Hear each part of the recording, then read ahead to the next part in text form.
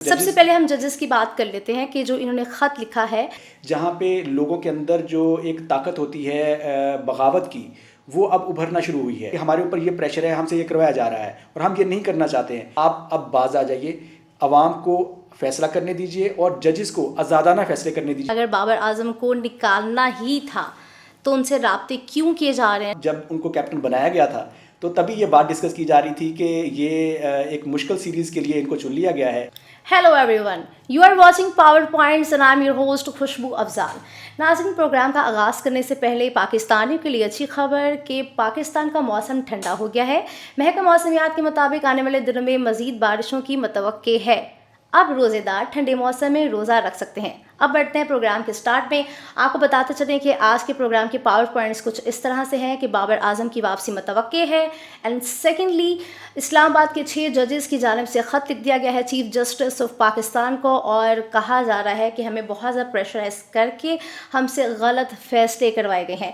आज के प्रोग्राम में हम कुछ सवालात अपने स्टूडियो में सीनियर तज्ज़ियाकार सर अली अशरफ साहब से करेंगे और इनसे पूछेंगे कि तब ये जजेस कहाँ पर होते हैं जब इनसे गलत फैसले करवाए जा रहे होते हैं। और सेकेंडली, बाबर आजम को अगर वापस इन्होंने भेजना ही था तो अब वापस क्यों बुला रहे हैं? क्या शाहीन शाह अफरीदी जो कि बहुत स्ट्रॉन्ग लॉबी रखते हैं, अब क्या ऐसी बात हो गई है, उनसे परफॉर्म नहीं किया जा रहा, या मेरिट पर फैसले नहीं हो रहे, या पाकिस्तान की इंटरनेशनल बिस्ती हो रही है, वो परफॉर्मेंस नहीं दे पा रहे, इसी वजह से बाबर आजम पर अब दोबारा से राब्ते किए जा रहे हैं? इन तमाम सवालात के जवाब देने के लिए हमारे साथ स्टूडियो में मौजूद हैं सर अली अशरफ साहब। अस्सलाम वालेकुम सर। वालेकुम अस्सलाम। कैसे हैं आप? जी मैं ठीक हूँ, आप कैसी हैं? अल्हम्दुलिल्लाह। एक तो आपने बहुत अच्छा किया, लोगों को खुशखबरी दी, पाकिस्तानियों को, कि मौसम अच्छा हो रहा है और बारिशें होने वाली हैं। हाँ तो जी। मेरा ख्याल है कि आज मैं आ रहा था तो मौसम काफ़ी बेहतर हो गया था और ठंडी ठंडी हवाएं चल रही हैं और आखिरी अशरा जो है वो जी। ठंडे में जो रोज़े रखेंगे अच्छे तरीके से इबादतें भी कर इट्स पाएंगे। गुड न्यूज़ जी। For all Pakistanis. ठीक है, यस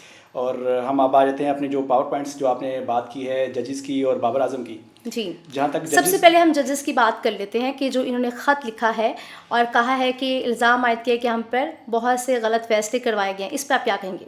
देखें, ये हमारी जो तारीख़ है वो इन जैसे बहुत से इवेंट्स से भरी पड़ी है। हम अगर पीछे चले जाएं तो पहले भी ऐसे ही फैसले करवाए जाते रहे हैं, फ़ोन कॉल्स लीक हुई हैं, वज़ीर आज़म हाउस की तरफ से कहा गया है कि ये फैसला किया जाए। तो ये पहले बातें पोशीदा हुआ करती थी, राज में हुआ करती थी, लेकिन अब ये बातें अय्याम होना शुरू हुई हैं और रुक नहीं रही। हर डिपार्टमेंट, इवन के ब्यूरोक्रेट सामने आकर, आपने देखा होगा पिछले दिनों एक डीसी साहब हैं, वो आके कह गए कि मुझसे जो है वो इलेक्शन में रिगिंग करवाई गई, मैंने इतनी सीटें जितवाई।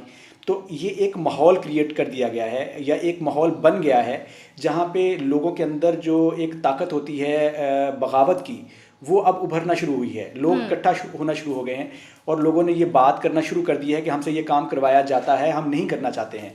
और अगर मैं इन जजेस की बात करूं तो ये हमारी सोसाइटी के हीरे हैं। जजेस के तो मैं नहीं कहूँगा, या अदलिया के हीरे तो नहीं कहूँगा, क्योंकि हमारी जो अदलिया है दुनिया में 130वें नंबर की लोएस्ट जो रैंकिंग है वहाँ पे है। और हम मशहूर हैं इस चीज़ के लिए पूरी दुनिया के अंदर कि हम जो है जस्टिस नहीं करते हैं। तो इन जजेस ने इस अंधेरे के अंदर एक चिराग रोशन किया है और मेरे ख्याल में बाकी जितने भी जजेस हैं अदलिया के, उनको भी ये बात सोचना चाहिए कि अगर इन 6 ने हिम्मत की है तो वो भी हिम्मत कर सकते हैं। उनके ज़मीर की जो आवाज़ है वो आवाम तक पहुंचाएं, वो आवाम को आकर बताएं कि हमारे ऊपर ये प्रेशर है, हमसे ये करवाया जा रहा है और हम ये नहीं करना चाहते हैं। और मेरा ख्याल है कि कोई भी इंसान वो किसी इंसान पर जुल्म नहीं करना चाहता है, उसके ख़िलाफ़ या जस्टिस के ख़िलाफ़ नहीं जाना चाहता है, लेकिन उनसे मजबूरन ये काम करवाया जाता है और अदलिया जो है फाइनली बदनाम होती है पूरी दुनिया के अंदर। और ये मेरे ख्याल में राइट टाइम है कि जब सब लोग इकट्ठे हो जाएं और इकट्ठे होकर इसके जो है आवाज़ बुलंद करें और वो ताकतें जो ये काम करवाती हैं उनके ऊपर प्रेशर आए, हमारी आवाम का भी और इंटरनेशनली भी, कि आप अब बाज आ जाइए, आवाम को फैसला करने दीजिए और जजेस को आज़ादाना फैसले करने दीजिए कानून और आइन के मुताबिक। सर, अपने प्लेटफॉर्म की तवज्जुह से हम इन तमाम जजेस को जिन्होंने अपनी ज़मीर की आवाज़ सुनकर हक सच का नारा बुलंद किया और हक़ाइक़ मीडिया में सब लोगों के सामने लेकर आए हैं, हम उनको सलूट पेश करते हैं। लेकिन तस्वीर का दूसरा रुख भी मैं चाहती हूँ कि हम डिस्कस कर लें। ये जजेस तब खामोश क्यों होते हैं जब इनसे गलत फ़ैसले करवाए जा रहे होते हैं, या तो जब ऐसा हो ना कि जब इनको पीछे से प्रेशर डाला जा रहा हो कि आपने ये फैसला नहीं करना, तब ये ऑन बोर्ड आकर मीडिया पर बता दें कि इस तरह हो रहा है, तब ये ऐसे क्यों नहीं आवाज़ अपनी बुलंद करते हैं? अच्छा खुशबू, जैसे मैंने पहले एक बात आपको बताई कि ये एक बेसिकली माहौल होता है, उस माहौल के मुताबिक चीज़ें चल रही होती हैं। आपको पता है कि पहले लोग जो है वो राजदारी से काम कर रहे होते हैं, लोग डरे हुए होते हैं, उनके अंदर खौफ होता है कि अगर हम मीडिया पे आएंगे या लोगों को ये बात बताएंगे तो हमारे साथ क्या होगा। क्योंकि हमने पिछले 5-7 साल के अगर इवेंट्स को इकट्ठा करें तो आपने देखा होगा जिन जिन लोगों ने इंडिविजुअली बगावत की है, या तो वो लोग मार दिए गए हैं या वो सिस्टम से एलिमिनेट कर दिए गए हैं। उसमें बेशक वो इंस्पेक्टर जिसने जो मनी लॉन्ड्रिंग को पकड़ा था इस्लामाबाद के एयरपोर्ट पे, आपको याद होगा, वो मार दिए गए थे। इसी तरह और भी लाहौर में एक एसी साहब थे, वो मार दिए गए। इसी तरह एक पटवारी साहब थे, वो मार दिए गए। तो ये जो माफिया है ये बहुत स्ट्रांग है। लेकिन अब माहौल ऐसा क्रिएट हो गया है कि अब 25 करोड़ जो अवाम हैं वो सारे एक साइड पे खड़े हो गए हैं, वो इनकी बैक पे खड़े हैं। और ये ब्यूरोक्रेट्स को और जजेस को इस बात का एहसास होने लगा है कि अवाम अब अवेड है, वो इनके पीछे खड़े होंगे। ठीक है, और अवाम को भी ये चाहिए कि वो जिस डायरेक्शन में हैं वो इस डायरेक्शन में रहें, और जो भी हक की आवाज़ बुलंद करता है उसके पीछे खड़े हो जाएं, उसकी आवाज़ बने, ताकि ये जो उनको मजबूर करने वाले लोग हैं वो भी अब थोड़ा सा सोच सकें। बहुत अच्छा इनिशिएटिव है, और हम उम्मीद करते हैं कि इस तरह से लोग जो है वो हक सच का साथ देते रहेंगे, आवाज़ बुलंद करते रहेंगे, बहादुरी का, जरूरतमंदी का मुजाहरा करते रहेंगे। सर, सेकंड पावर पॉइंट इस प्रोग्राम का, जो कि लास्ट भी है, बाबर आजम की वापसी मतवक्के है, और चेयरमैन बोर्ड की जानिब से जो कि मोहसिन नकवी साहब हैं, ज़राए का कहना है कि राब्ते तेज़ कर दिए गए हैं। अव्वल तो मैं आपसे ये जानना चाहूँगी कि अगर बाबर आजम को निकालना ही था तो उनसे राब्ते क्यों किए जा रहे हैं? सेकेंडली, जो इस वक्त कप्तान है शाहीन शाह अफरीदी, बहुत स्ट्रॉन्ग लॉबी है उनकी। आप जैसे कि जानते हैं, सब जानते हैं कि वो शाहिद अफरीदी के दामाद हैं, इतनी स्ट्रॉन्ग लॉबी रखते हैं। तो इतनी स्ट्रॉन्ग लॉबी रखने वाले को अब आखिर क्या वजह आन पड़ी है कि उसको हटाकर दोबारा से राब्ते तेज़ कर दी कि बाबर आजम से? क्या वजह है इसमें ना बड़ी सिंपल सी बात है कि एक साइड पे जो कैप्टन है उसकी अपनी परफॉर्मेंस बहुत मैटर करती है हमेशा टीम के अंदर। और आपको पता है कि बाबर आजम एक लेजेंडरी बैट्समैन है और पूरी दुनिया उनकी मोतरफ है, और उनके क्रेडिट के ऊपर पाकिस्तान की टीम को नंबर 1 पे लेके आना और इंडिया के अंदर वर्ल्ड कप के अंदर तारीख में पहली दफ़ा इंडिया को शिकस्त दे देना, ये बहुत बड़े कारनामे हैं उनके जो उन्होंने किए हैं। और उन्होंने टीम को जेन्युइन करवाया है, उन्होंने एज अ टीम खेलना जो है टीम को सिखाया है, लोगों की दोस्तियाँ। इस चीज़ के ऊपर तनकीद भी होती रही है कि ये दोस्तियों के साथ जो है चलते हैं, लेकिन एक लिहाज से ये बात बहुत अच्छी भी है कि जब वो दोस्तियों में चले और वो दोस्तियों में रह के उन्होंने परफॉर्म किया तो हमने देखा कि वो बहुत अच्छा परफॉर्म कर रहे हैं। जहाँ तक रहेगी शाहीन अफरीदी की, वो भी अच्छे प्लेयर हैं, नो डाउट वो अच्छे बॉलर हैं, इंटरनेशनल बॉलर हैं और वर्ल्ड क्लास जो बॉलर हैं। लेकिन जो टीम का कॉन्फिडेंस बाबर आजम के साथ था वो उनके साथ शायद वो नहीं था।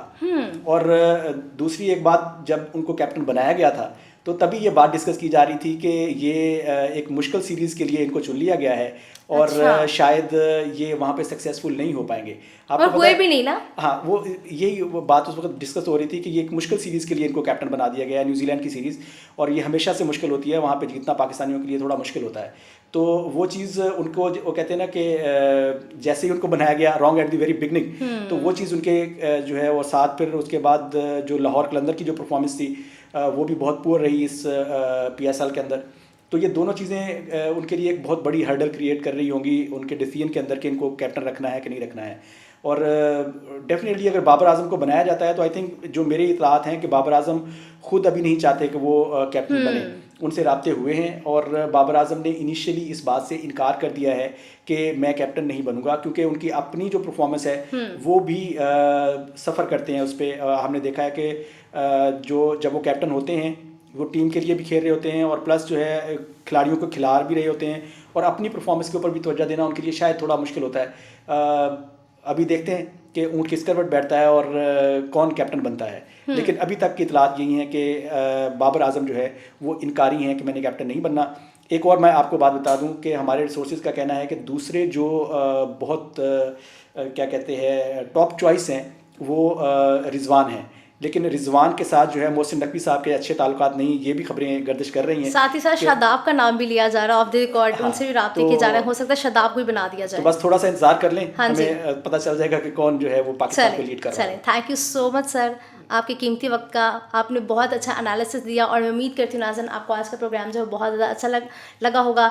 तो आपने नेक्स्ट जो है वो इंतज़ार करना है पाकिस्तान का नेक्स्ट कैप्टन कौन होगा और बाबर आज़म क्या वापस आते हैं या नहीं आते हैं। हमारी इतलात तो यही है कि वो 90% चांसेस यही हैं कि वो कह रहे हैं अब मैं नहीं आऊँगा, मैं सिर्फ़ और सिर्फ अपनी बल्लेबाजी पर ही अपनी मेहनत जो है अपना फोकस जो है वो बरकरार रखूँगा। तो आज का प्रोग्राम आपको कैसा लगा अपना फीडबैक देना मत भूलिएगा। ये हैं आज के पावर पॉइंट्स। मिलते हैं कल नेक्स्ट के पावर पॉइंट्स के साथ। अपनी मेज़बान खुशबू को दीजिए इजाज़त। खुदा हाफिज़।